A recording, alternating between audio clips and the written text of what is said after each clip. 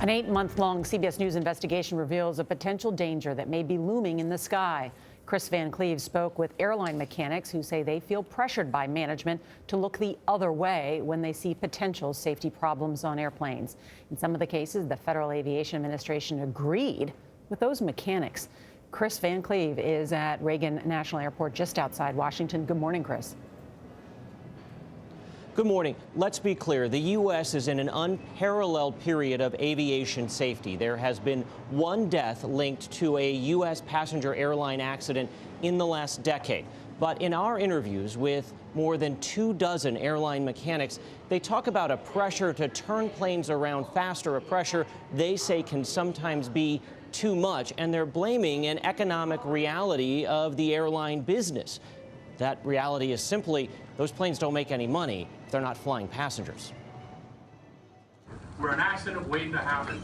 Cell phone video captures a tense exchange between an American Airlines mechanic and a manager in 2017.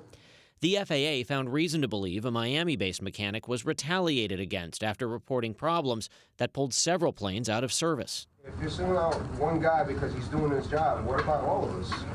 What's going to happen to us when we do our job? It is a shortcut environment. Gary Santos is a longtime American Airlines mechanic based in New York.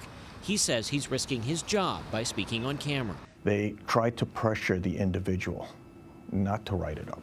They'd rather you not report a maintenance issue. Right.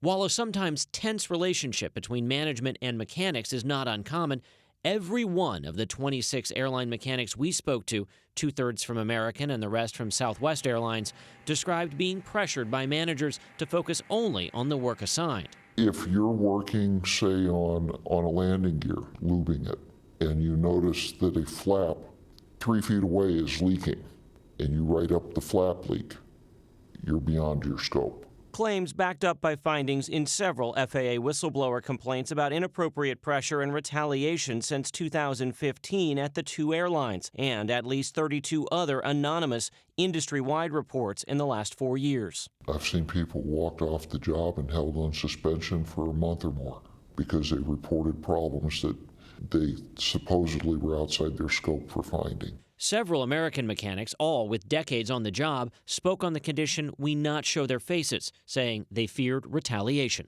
You constantly have people over your shoulder questioning why it takes so long.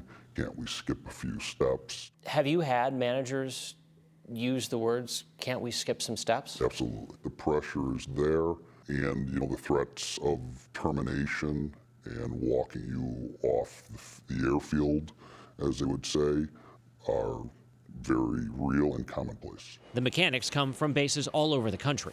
Were these for significant safety issues, or are we talking about like a knob that needs to be tightened? No, significant safety issues.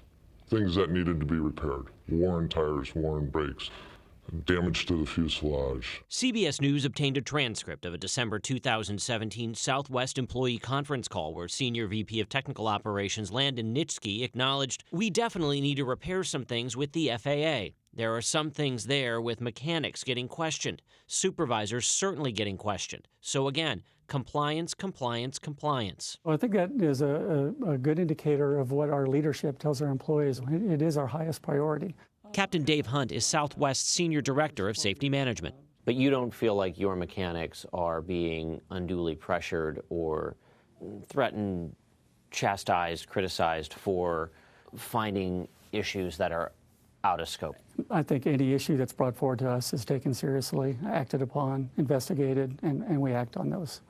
So any way we hear about an instance, we carefully review those. But you're stopping short of saying that's not happening. Whenever we become aware of a safety-related event, we take them all seriously and we act on them all the same way.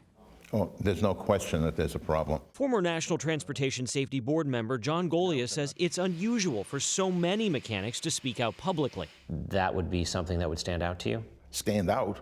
That's standing out on the top of the hill screaming at the top of your lungs. He believes the pressure to speed up repairs and get planes back in service faster is a problem for mechanics industry-wide. You have 24. I probably have 100 over the last 3 or 4 years that have called me with those kinds of complaints. And I'm talking about calls from every single airline. David Seymour is a senior vice president at American. Safety is part of the culture, and they know that if they don't do it safely, they're not to do it at all. Does it concern you that we're hearing a different account from a number of mechanics? It's not a concern for me because I think we have programs in place to make sure that they can report them. You say it's not a concern. We talked to a former NTSB board member who said, based on the number of people we've talked to, and that several went on camera, isn't just a red flag. He called it a field of red flags. What I tell you is there allegations have been made, but and almost all of them have been dismissed. There have been some issues that we've had to address, but again, there's never been an allegation made that American Airlines flew an aircraft that was unsafe. Both Southwest and American are locked in tense union negotiations with mechanics over pay and benefits. Should people be concerned about the planes they're getting on today?